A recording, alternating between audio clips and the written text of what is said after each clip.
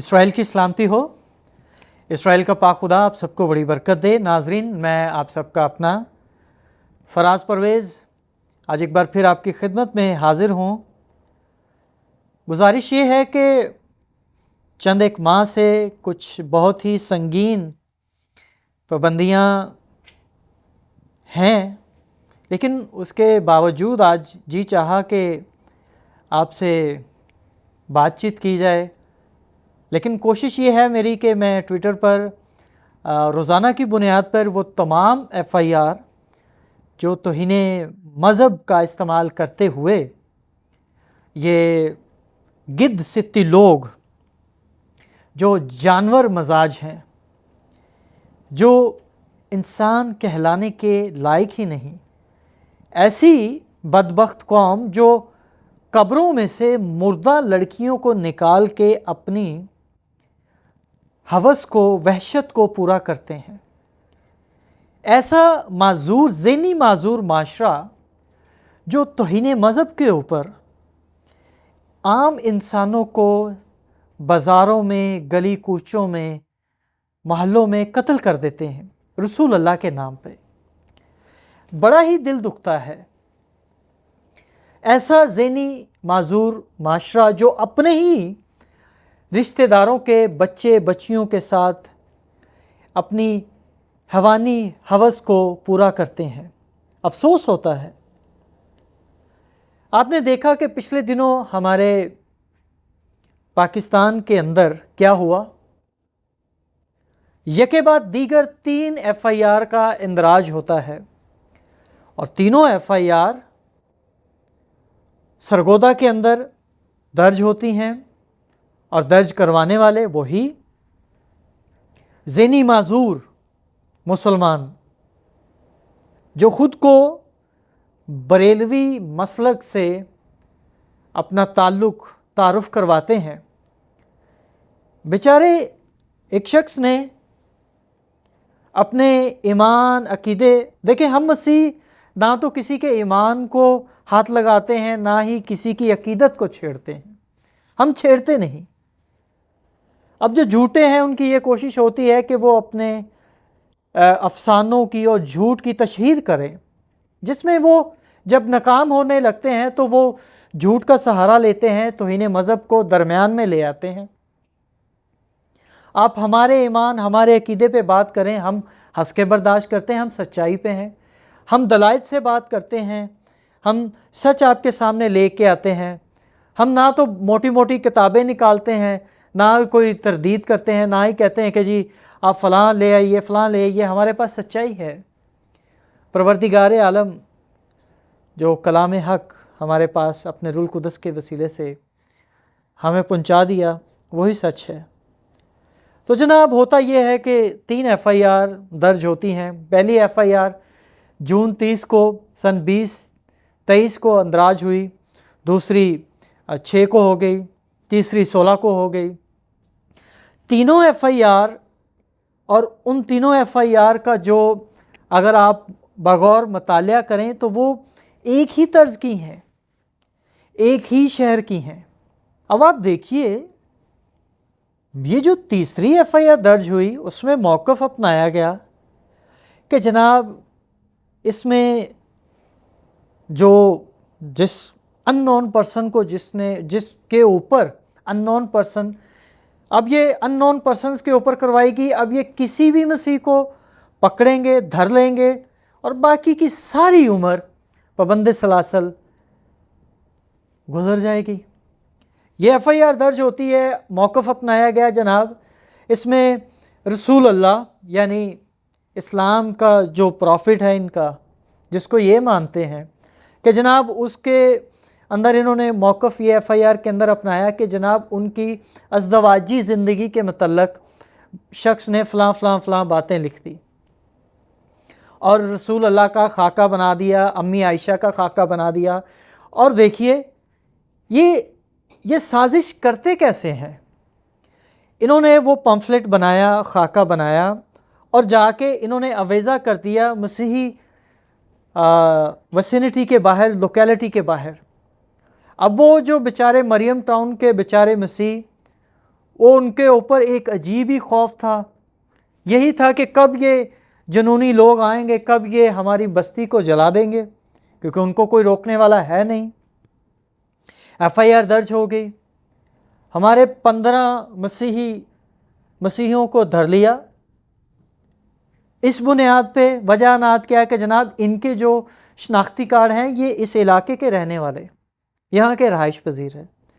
اب ایک معاملہ ہوتا ہے جی FIR کے اندر اپنا رہے ہیں کہ جناب وہ جو بندہ جس کو یہ شاتم کہہ رہے ہیں، شاتم رسول، جس نے سب و شتم کر دیا رسول اللہ کے اوپر، کہ جناب اس نے وہ سویڈن کے اندر جس بندے نے قرآن جلایا، اس کا ایک پولیٹیکل نظریہ ہے، اس کی ایک اپنی سوچ ہے، جس نے قرآن جلایا۔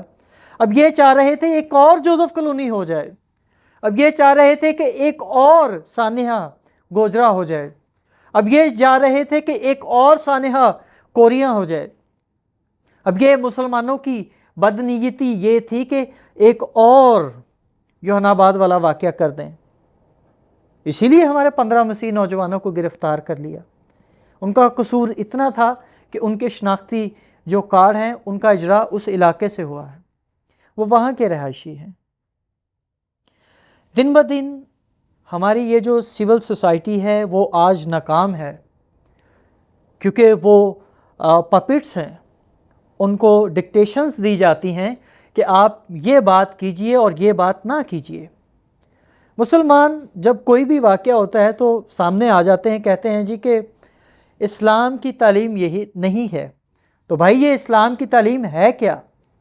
کہ یہ جو ماورائے عدالت آپ قتل کر دیتے ہیں رسول اللہ کے نام پہ، کہتے ہیں اسلام اس کی اجازت نہیں دیتا۔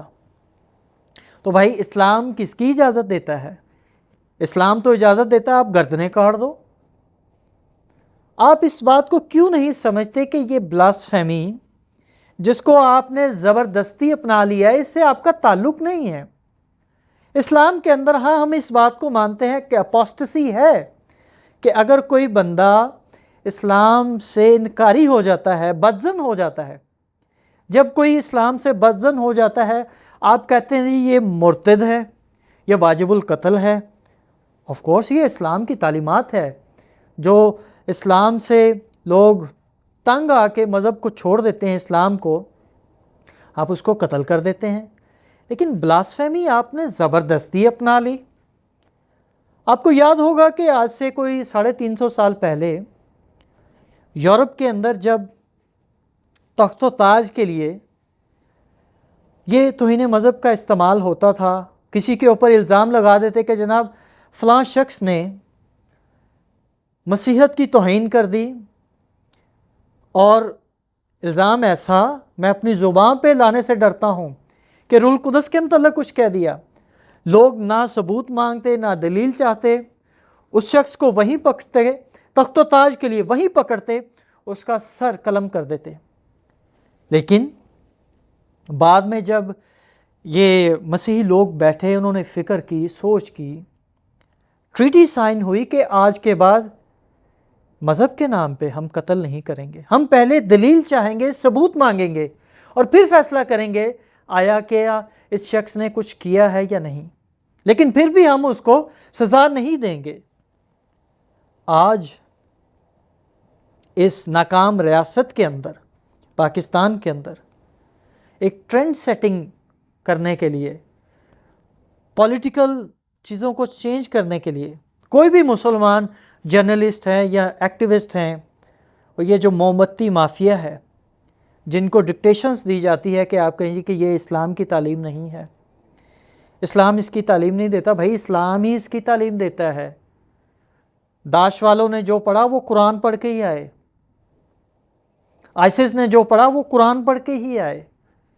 وہ نعرہ تکبیر جو لگاتے ہیں، نعرہ تکبیر اللہ اکبر، وہ جو کہہ کے سر کاٹتے ہیں، وہ رسول اللہ کے نام پہ کاٹتے ہیں، اور آپ بھی وہی کر رہے ہیں۔